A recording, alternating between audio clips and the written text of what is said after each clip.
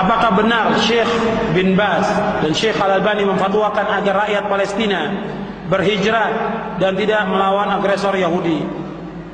Benar fatwa ini. Beliau, para ulama, ketika memberikan fatwa, mereka berfatwa bukan dengan hawa nafsunya, tapi dengan dalil, dengan Quran, dengan sunnah, dengan apa yang dilakukan oleh Rasulullah, para sahabatnya.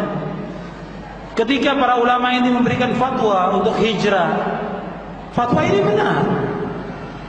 Karena kondisi orang-orang Palestina kondisi lemah, mustadhafin, dan mereka tidak bisa menegakkan agamanya, tidak bisa belajar, tidak bisa mengamalkan amal dengan benar, tidak bisa bermuamalah dengan benar, ditekan oleh orang Yahudi. Kehidupan mereka, kehidupan yang semuanya serba dihantui dengan berbagai macam ketakutan. Nah, kondisi yang seperti ini nggak bisa mereka melaksanakan jihad, nggak bisa juga mereka belajar agama yang benar.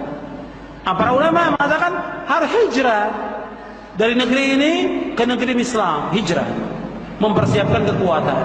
Adapun soal tanah, soal Masjid Al-Aqsa, kita serahkan kepada Allah Subhanahu wa taala. Serahkan kepada Allah. Jadi kita lihat sekarang, ya, kita kembali pada zaman Rasulullah, sebelum Rasulullah lahir. Abdul Muttalib, ketika Abraha akan menyerang Ka'bah, Abdul Muttalib masih kafir dia, dan mati dalam keadaan kafir. Abdul Muttalib, kata Abdul Muttalib, kita singkirkan. Ketika Abraha mengambil kambing-kambingnya itu, kambingnya Abdul Muttalib, kembalikan kambing saya. Kata Abraha, kok kamu minta kambing yang saya akan serang Ka'bah? Ya, kalau kambing itu milik saya, tapi kalau Ka'bah milik Allah. Maka menyingkir mereka semuanya. Ketika Abraha sudah mendekat, ditolong oleh Allah SWT, dikirimkan tayran ababil. Hancur mereka semuanya.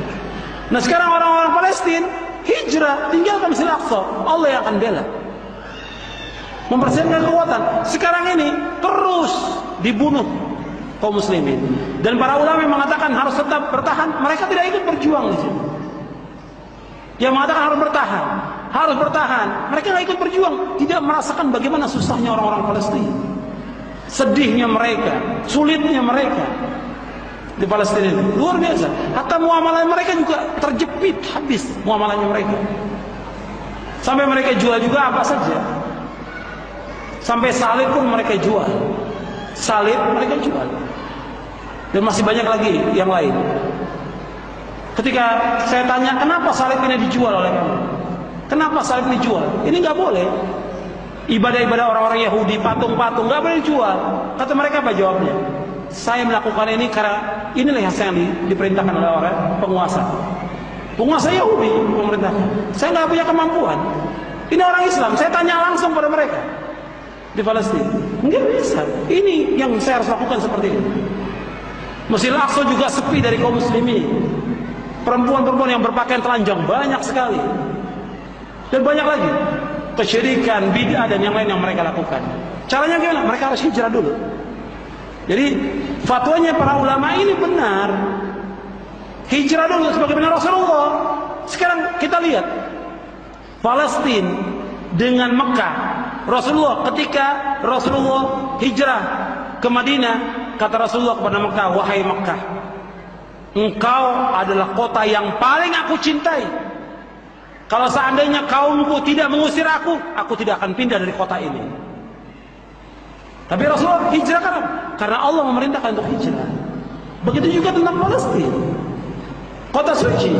Artinya masjid yang diperintahkan oleh Allah Subhanahu wa taala, masjidnya yang disunahkan untuk kita salat di sana, termasuk masjid yang mulia, tapi bukan termasuk haram.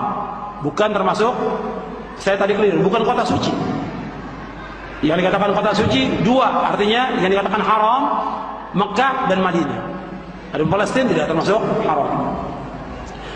Makanya tinggalkan hijrah, kemudian memberikan kekuatan bersama kaum muslimin, baru kembali lagi Tapi kalau terus kondisi yang ada sekarang ini, melempar dengan batu, dengan bom, yang dibunuh kaum muslimin lebih dari itu. 1 atau 10 orang Yahudi yang terbunuh, mereka membunuh 50 kaum muslimin. Dan terus seperti itu.